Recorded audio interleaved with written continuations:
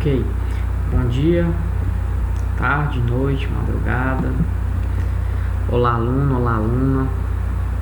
Eu sou o professor ADM Albano. Obrigado por seu interesse em estar aqui neste canal compartilhando ideias, informações, conhecimento. Estamos agradecidos por você estar prestigiando e tentando entender um pouco mais a respeito, né, desta disciplina, deste conteúdo. Estamos trazendo aqui uma disciplina, né, para você, que é a gestão da qualidade. Esta disciplina, dentre outras que nós iremos apresentar, iremos disponibilizar para você de forma 100% gratuita. Então, aluno, voltando na aula passada, que foi a aula introdutória, aula de número 1, nós estamos falando de gestão de qualidade.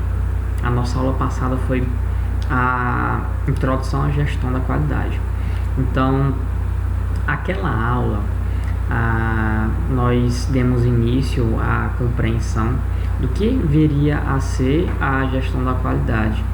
Por meio daquela aula passada, nós estudamos algumas definições que dizem respeito à qualidade e também comentamos aí alguns estudiosos, o qual nós discorremos como entusiastas, né, que foram as pessoas aí que trouxeram para nós conceitos e as evoluções da qualidade ao longo dos tempos, não é verdade? Então, naquela aula foi possível que nós víssemos alguns conceitos estes iniciais que, de certa forma, nos ajudaram a compreender qual era o objetivo principal daquelas várias ferramentas que nós vimos, né, a partir daqueles conhecimentos, daquelas diferentes eras e também as visões a respeito do que viria a ser a qualidade e o reflexo dela hoje. O controle da qualidade, que também é total. Então, a partir da adoção daquelas filosofias a respeito da gestão da qualidade, nos tempos de hoje, a gente lida com a gestão da qualidade total. É claro que não significa que a gente estaria ali abandonando a inspeção, né, de produtos ou propriamente no controle do processo. É claro que essas empresas adotam hoje em dia políticas de qualidade que elas estarão, de certa forma, reunindo um mix, né, de métodos e também muitas variadas ferramentas com a finalidade de garantir, de certa forma, a qualidade. Então, voltando, vamos dar início a partir de agora a nossa aula na disciplina de gestão de qualidade, aula de número 2. Iremos discorrer a respeito de métodos. Aula número 2, métodos e ferramentas, alguns que são essenciais para a qualidade. E iremos passar para você aqui um pouco a respeito da série ISO, né? Então, a finalidade aqui nesta aula é que você entenda e se esforce para aprender as diferenças entre métodos e ferramentas, tá? Porque é interessante que a gente conheça as principais ferramentas da qualidade, né? E também a gente estude elas de uma forma mais detalhada possível, né? Para que a gente entenda a respeito sobre as normas dessa série ISO, tá? Dentre tantas que existem aí e que a gente vai estar discorrendo. Olha,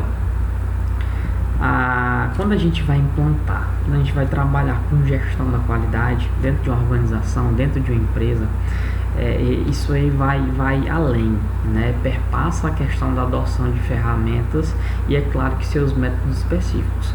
Quando eu me refiro a ir além disso tudo, porque perpassa junto ao longo, né?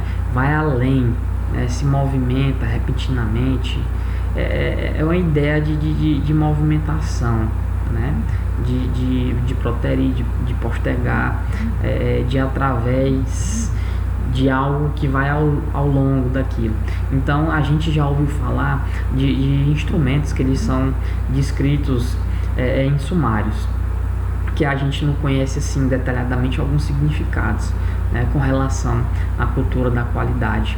O que vem sendo aí disseminado no país, é claro que há um bom tempo, e tudo isso, né, na real implantação nas empresas sempre vai requerer, né, principalmente planejamento. Mas antes de mais nada, vai ter um treinamento específico para que se atinja um público-alvo e exista uma sensibilização. Então, quando a gente vai implantar uma filosofia de qualidade a partir de algum estudo, de um método, a gente tem que fazer um planejamento, a gente tem que, após o planejamento, decidir e implementar um treinamento, e após isso a gente colhe os resultados, que é para ver qual for a sensibilização daquele método, né, daquele estudo que a gente implementou. Pode ser o MASP, pode ser o PDCA, né? Em breve a gente vai discorrer a respeito dessas siglas. Aos que já conhecem, ótimo, já são formadores de opinião, já tem ideia. Aos que não conhecem, te convido a fazer uma pesquisa, a buscar entender melhor o que viria a ser isto, tá? Então, a gente vai tentar diferenciar o método da ferramenta, né? Então, é claro que o método é uma sequência lógica que ela vai estar empregada para atingir um determinado objetivo.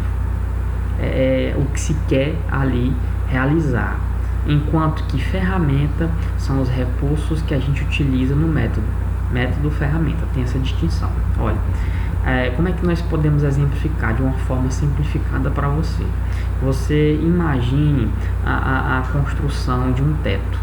Essa construção de um teto, ela vai ter uma sequência lógica, vai ter um conjunto de passos que você, que eu, qualquer pessoa precisa seguir para que a casa esteja coberta, né? Esteja em sua plenitude, esteja completa, seja 100%.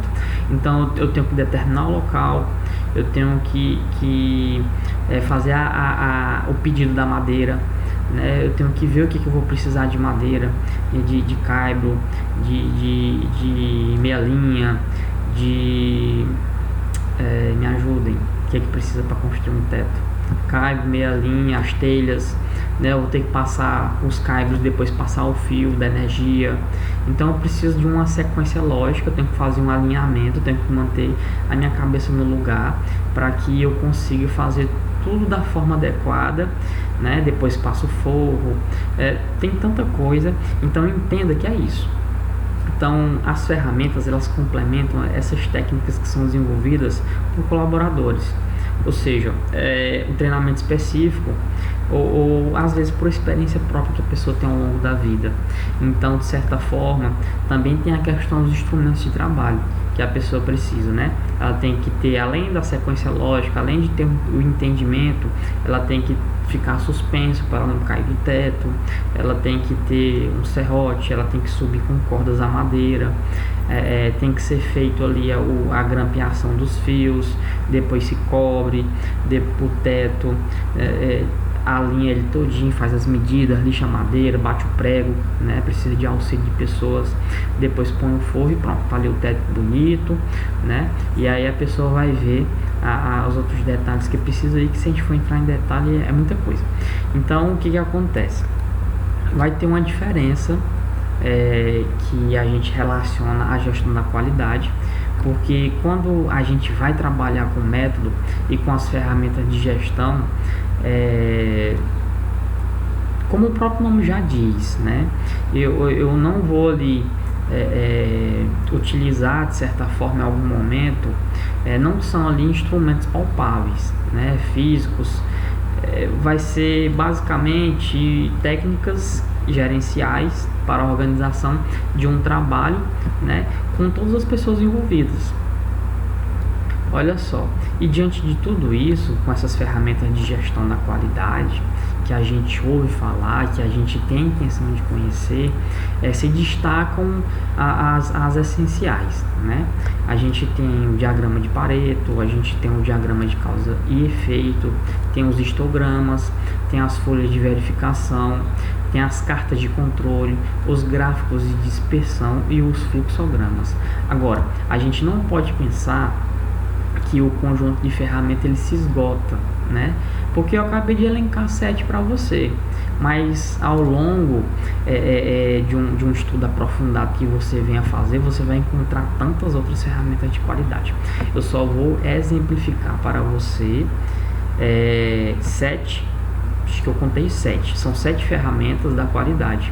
Então eu vou tentar dizer a ferramenta e passar para você o que ela tem como principal função, né? Olha, nós temos o fluxograma. O fluxograma ele tem a finalidade de descrever os processos. Nós temos o diagrama de Pareto, que ele distingue os fatores essenciais que causam determinado problema de qualidade dos fatores secundários. Nós temos o diagrama de causa e efeito, que ele faz aqui uma espécie de elevar ali as possíveis causas, né, de um problema que ele afeta a qualidade. Temos os histogramas, que são gráficos, que vão permitir a visualização, de certa forma, a se dizer, a distribuição de um conjunto de dados. Temos as folhas de verificação, que estas sim, elas permitem uma coleta de dados de forma organizada e sistêmica, né? Como exemplo, nós podemos citar um número de peças defeituosas. Então ele vai fazer aquela triagem ali do lote, né, e dar todas as dimensões para que seja feito da melhor forma possível. Olha, do lote a cada hora, né? Temos os gráficos de dispersão. Ele vai estabelecer a relação entre duas variáveis. Como é que eu posso exemplificar? Tipo a influência da temperatura. A influência da temperatura, vamos supor, quando a gente vai fazer um bolo. Então, no preparo do bolo, a temperatura ela tem importância, porque eu tenho que ligar o forno, pré-aquecer e deixar esquentando por um determinado período com uma determinada temperatura e ver o ponto que o bolo tá na forma para que eu coloque, porque às vezes ele sai de um lado grande, de um lado pequeno, isso tudo influencia. Então o gráfico de dispersão ele vai ter relação com variáveis que a gente pode observar ali, que vai resultar nessa qualidade. Olha, e temos por fim a carta de controle, que ela tem como finalidade analisar a variabilidade dos processos produtivos ao longo do tempo. A gente percebeu que algumas das várias ferramentas que elas estão ligadas à estatística, e a gente percebeu que existem cálculos para elaboração.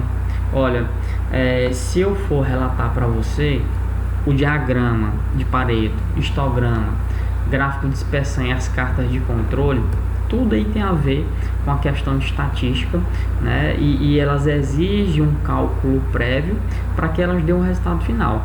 E também temos as outras aí, o fluxograma, o diagrama de causa e efeito, e as folhas de verificação, elas são mais simples. Isso aí a gente vai trabalhar, elas são trabalhadas de uma forma intuitiva. Então o que a gente pode destacar com relação às ferramentas é que elas foram criadas não para o uso isolado, mas se a gente for olhar de verdade, estudar, pesquisar a respeito dessas que eu comentei, a gente pode ver que elas podem ser combinadas, que nós podemos usá-las de certa forma todas juntas, porque elas vão estar permitindo ali mapear os processos. Então a gente vai poder identificar os defeitos, por exemplo, de um processo, né, seja um defeito em produto ou um defeito em serviço. A gente pode rastrear as possíveis causas que estão provocando um erro, e aí com isso a gente vai direto no ponto para tentar sanar o problema, para corrigir, para dar uma solução, ou até mesmo para prever uma possível falha, e antes que ela aconteça a gente já tomar as medidas necessárias para que aquele ciclo produtivo ou o resultado final de um produto ele não tenha uma perda muito grande com lote ou alguma outra coisa relacionada à questão da qualidade em si. Então é claro que a partir dessa compreensão que a gente entende a respeito de cada uma, a gente pode tentar definir ali qual a melhor combinação que eu posso utilizar na organização que eu trabalho, que eu sou colaborador, na empresa que eu estou ali dia a dia, né? E assim eu ver qual é a correta identificação dessas causas e soluções do determinado problema que vai estar afetando diretamente esta qualidade que eu estou falando. Olha, nós podemos parar para pensar aqui, né? Que eu falei a respeito de PDCA e falei ainda há pouco a respeito do MASP. O MASP são siglas, né? Essas siglas têm um significado, assim como o PDCA.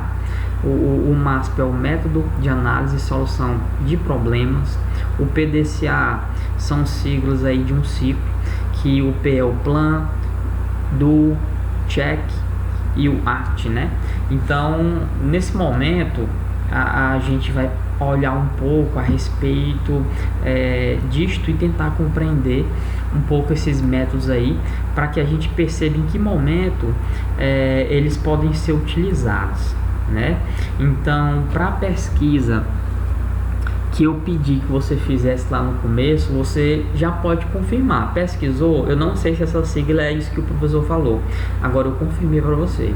É justamente isso aí. Você pode arrochar o boletim e ler e tentar entender um pouco mais a respeito do que vem a ser estas siglas aí, né?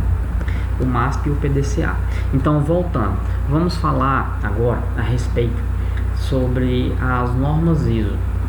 Essas normas ISO são modelos de qualidade que são aceitos em todo mundo.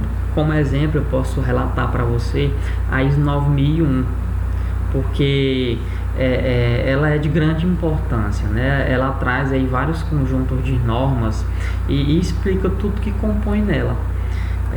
Quando uma empresa ela implementa a ISO, ela passa a entender que lá, dependendo do número da ISO ao qual tem, aquela numeração é uma certificação aquela que várias pessoas verificam, determinados fornecedores, né, verificam também, e isso tudo é uma certificação. É claro que um concorrente também ele verifica, às vezes ele não sabe o que é, vai pesquisar porque ele quer oferecer também qualidade no trabalho dele, né? E também algumas empresas, né?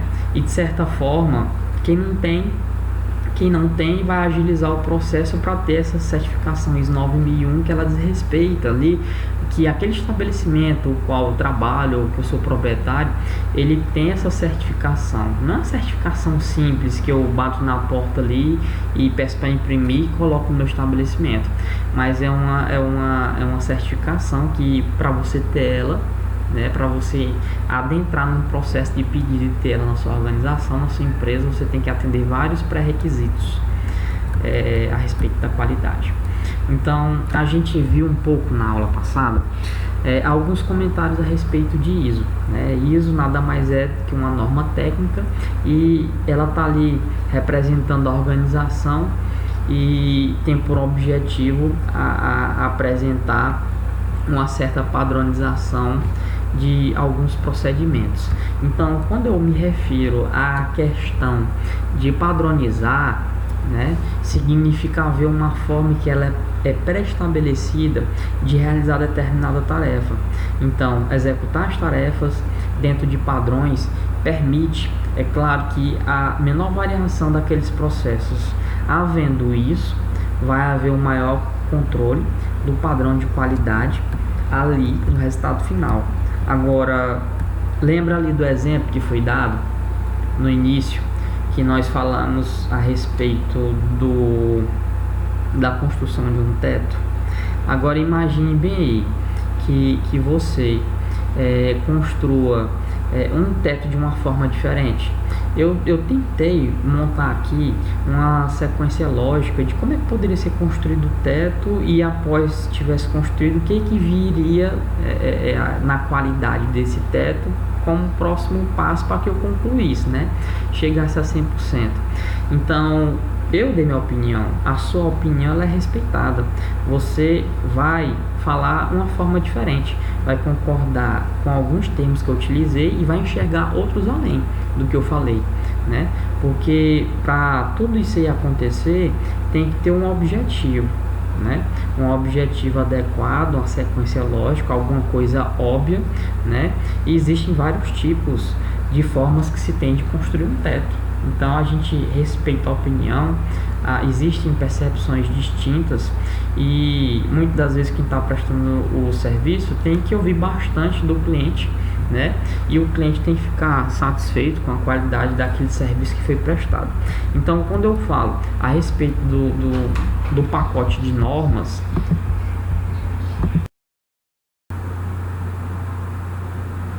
vamos lá, voltando, olha só. Então, o pacote de normalização da ISO 9000 é composto por normas primárias. Vamos lá ver algumas. Tem a ISO 9200, que se trata de sistema de gestão da qualidade, os fundamentos e vocabulários, dos fundamentos de qualidade, conceito, princípios e todo o vocabulário que é utilizado realmente ali no texto da ISO, né? Tem a 9001 de 2008, que facilita bastante um pouco a leitura, que é do sistema de gestão de qualidade, e ela tem os requisitos, trata do que fazer para implantar um sistema de gestão de qualidade SGQ, né? E temos também a ISO 9004 de 2000, sistema de gestão de qualidade, que traz ali as diretrizes para melhoria do desempenho. Trata da melhoria do desempenho organizacional, principalmente após a certificação. Essa ISO 9000 ela apresenta vários princípios, né, para a implantação. Alguns deles aí a gente conta aí que são 8 e operações de um sistema de gestão de qualidade. Então, quando isso acontece, a gente elenca o foco no cliente, liderança, envolvimento das pessoas, abordagem do processo, abordagem sistêmica de gestão, melhoria contínua, abordagem factual para uma tomada de decisão e o relacionamento mutuamente benéfico com os fornecedores. Então, são as 8 que a gente pode estar elencando como ISO 9000, né, em sua implementação, em princípio, e operações do sistema de gestão de qualidade SGQ. Olha, quando a gente se refere à ISO que trata a respeito do foco no cliente, o objetivo maior de qualquer organização. Nesse caso, né, os produtos que são produzidos, os serviços que são prestados ali por ele, sendo ele o motivo da própria existência da empresa. A ISO que fala a respeito do foco no cliente. Olha, tem a ISO que fala a respeito ali da liderança. Os líderes da empresa eles vão determinar, né, o padrão de qualidade que se pretende atingir. E aquilo vai pressupor o envolvimento da alta administração que faz parte da empresa nesse planejamento e também na implementação da política de qualidade, envolvimento das pessoas. A qualidade é responsabilidade de todos dentro da empresa. A abordagem de processo. Os processos internos da empresa eles colaboram entre si para entregar os clientes os produtos e os serviços o qual necessitam. Tem a abordagem sistêmica da gestão, ou seja, a empresa representa um conjunto de partes que estão interrelacionadas. Todos são importantes, pessoas e processos, e tem impacto sobre o resultado da qualidade. Olha, a melhoria contínua traz aí uma busca pelo aprimoramento constante dos produtos e, é claro, consequentemente, processos da empresa. Há também a abordagem factual para a tomada de decisão, que são as decisões eficazes que devem estar baseadas em dados e informações de qualidade. E o último, relacionamento mutuamente benéfico com os fornecedores. Isso aí é o estabelecimento do relacionamento benéfico mútuo. Então, é uma espécie, é um tipo ganha-ganha. Aumenta a capacidade de ambos ali em criar valor. Então, ao concluir aqui o que nós falamos nesta aula, como resumo, eu posso te dizer que a gente aprendeu ali 7 ferramentas da qualidade, mas existem várias tantas outras, dependendo do contexto ao qual elas vão ser inseridas, essas ferramentas e também métodos, né? A gente vai estar estudando isso ao longo destas aulas, e é claro que a gente vai utilizar a ferramenta que mais se adequa à melhor combinada, tendo em vista os objetivos que a gente pretende alcançar na utilização da ferramenta, né, combinada ali a essa questão. Então a gente viu também detalhes, né, em que foi apresentado a ISO 9000, que trata da qualidade, né, no seu pacote de normas aí que ela é composta. Então nosso objetivo de aula foi este. Obrigado por você ter ficado aqui, ter passado este tempo comigo. Espero que a nossa conversação tenha sido muito agradável, e até a nossa próxima aula.